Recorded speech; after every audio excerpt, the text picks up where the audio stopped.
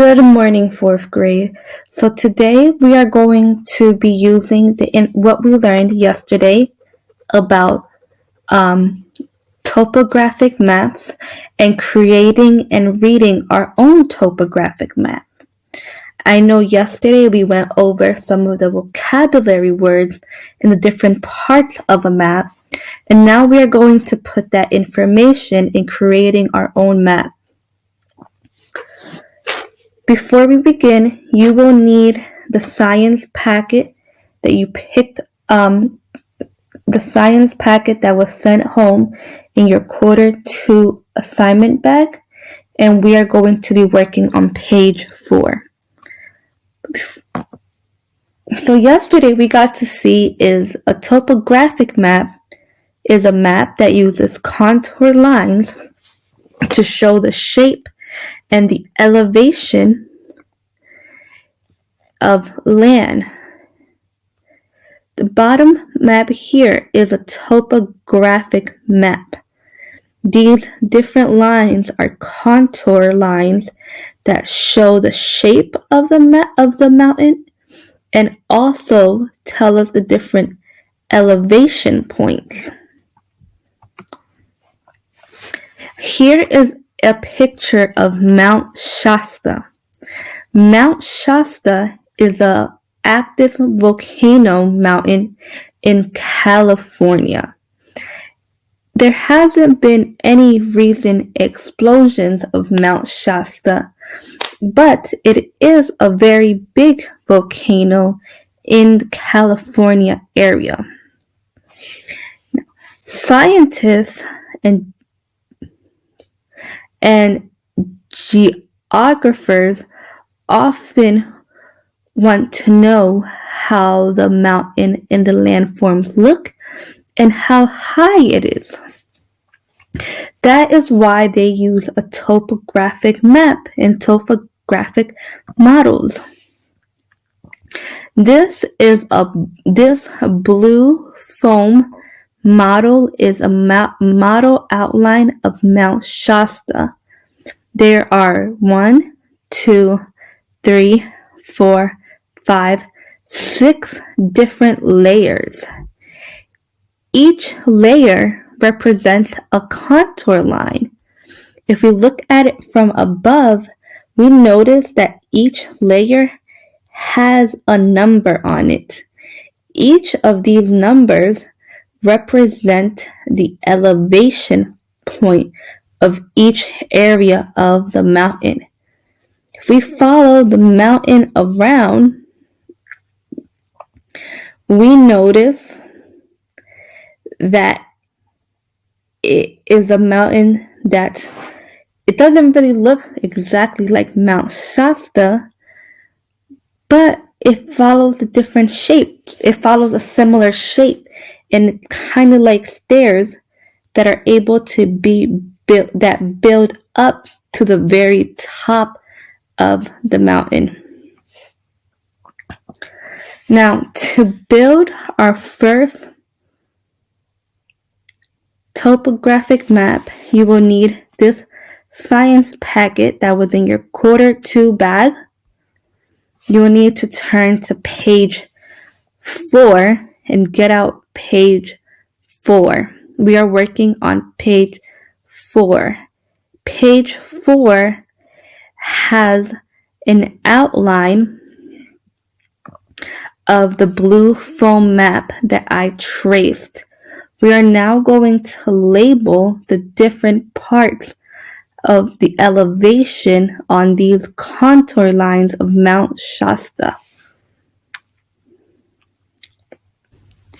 Page 4 has an outline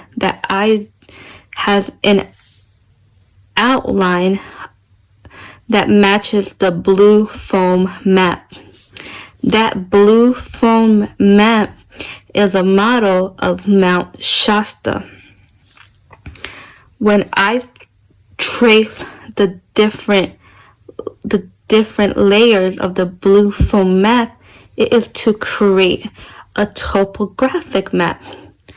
We are going to find out what each different contour line tells us about the elevation of each point of the map and also how high the elevation changes. But before we begin, we want to label our map. We want to label our map so we know what this map represents. So at the top, we are going to write Mount Shasta topographic map.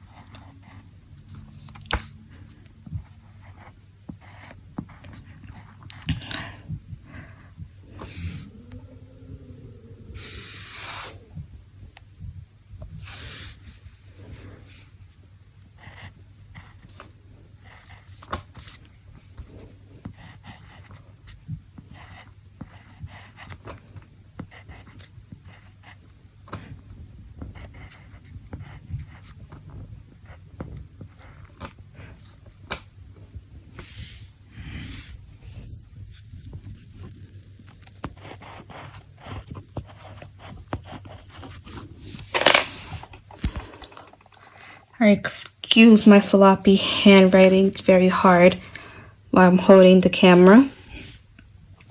So we are going to turn our map just like this so that we are looking from it side to side.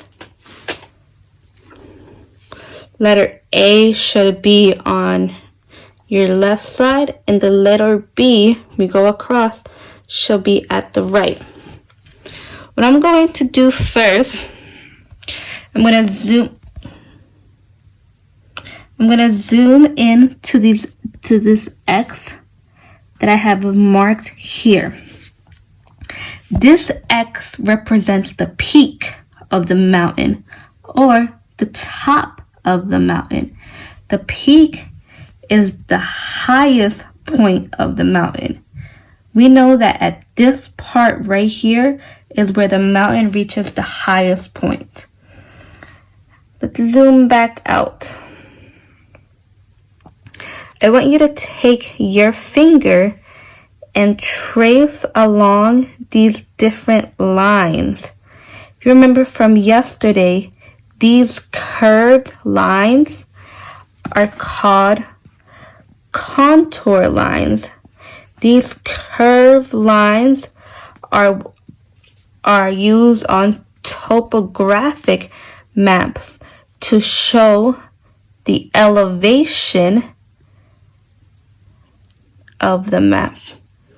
This Mount Shasta, our Mount Shasta topographic map shows 6 different contour lines, which tells us that our elevation of Mount Shasta increases 6 times. Notice how the more we go in, the smaller the lines get.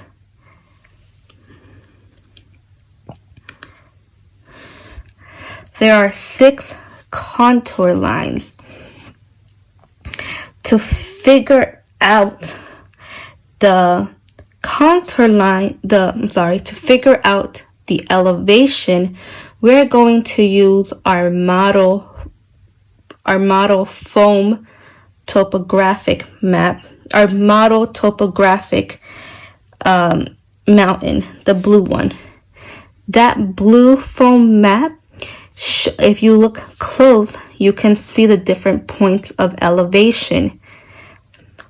The bottom layer of the map represents this big outer line. If we take a close look, it tells us that the elevation of this outer line is 11,000. Write 11,000 next to this outer line.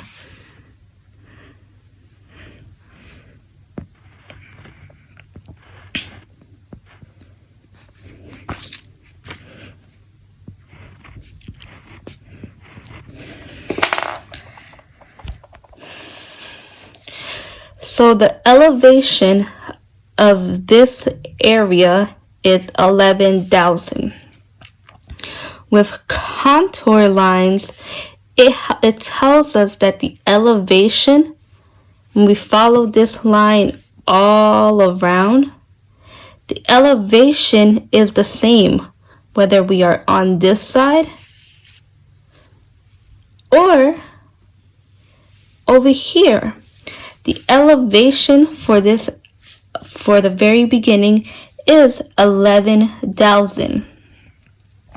If you look at the next layer, it tells us that the elevation increases and it goes up to 11,500. Let's add that to our map.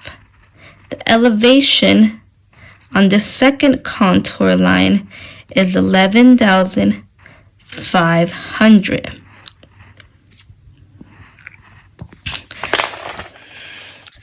The elevation never changes on this contour line.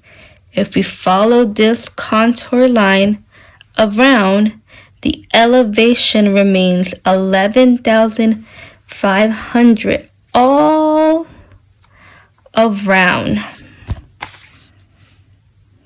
All the way around. Our next layer on our model foam map tells us that the elevation goes up to 12,000.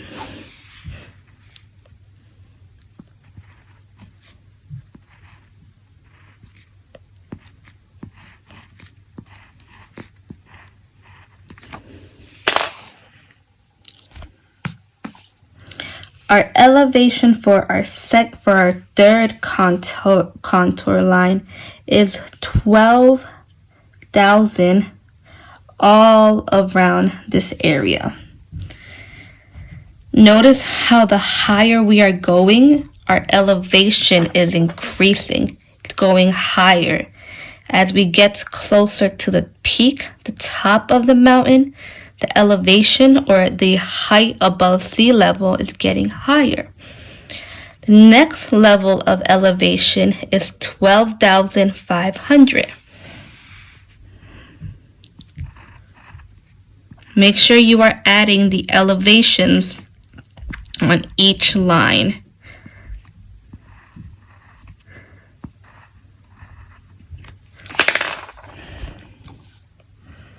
So if you follow along this fourth line, the contour line goes all around. The contour line goes all around, and the elevation around this area remains at 12,500. But if we continue our journey and keep going up, once we reach this fifth line, the elevation increases to 13,000.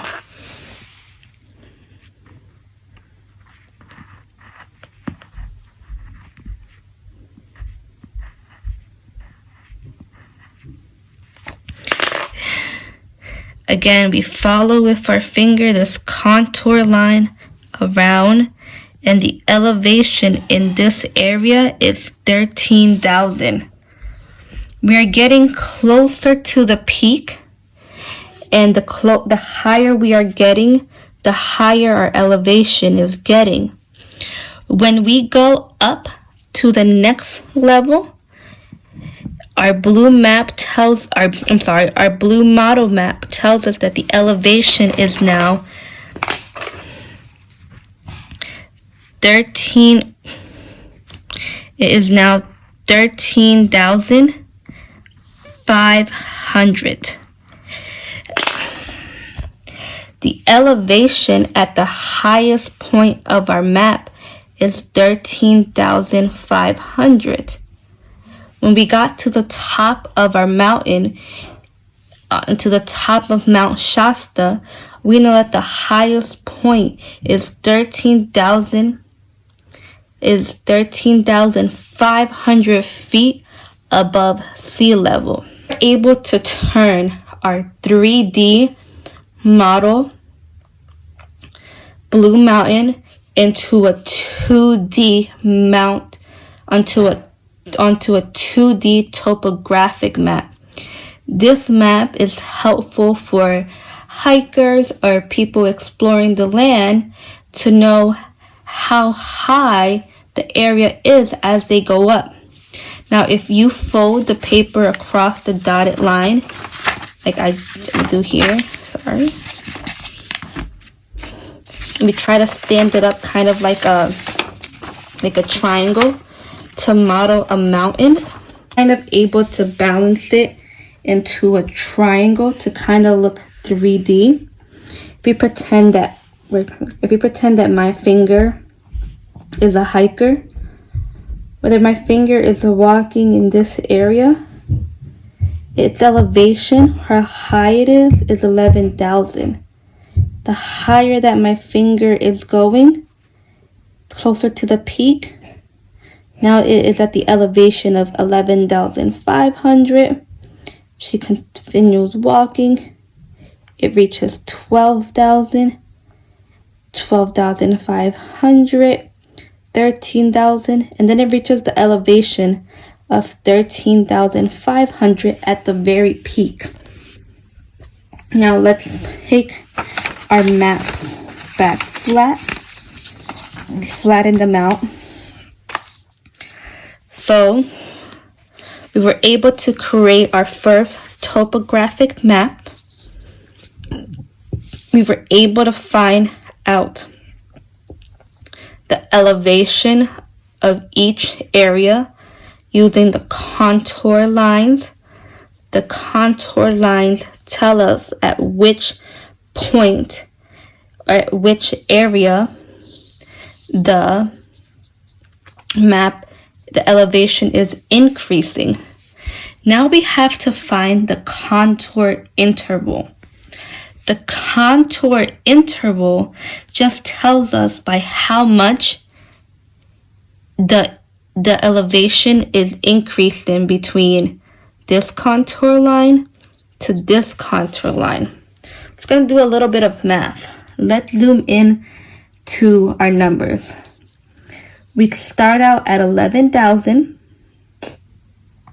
Then our elevation goes up to 11,500. It went up 500 feet in elevation. From our next contour line to from 11,500 to 12,000, it goes up another 500 feet. And if you notice, there's a pattern. It keeps adding, the elevation keeps increasing by 500 on each contour line. That tells us that the contour interval, that what each elevation is increasing, is 500. So we are going to write our contour interval over here, or our CI is equal to our CI, our contour interval is plus 500. And we know that because each contour line, the higher it goes in elevation, it is increasing by 500 feet. Now look, you have created your first topographic map. We were able to gather our information using our blue foam maps, and we were able to take that information and add the elevation, the height above sea level, to each contour line.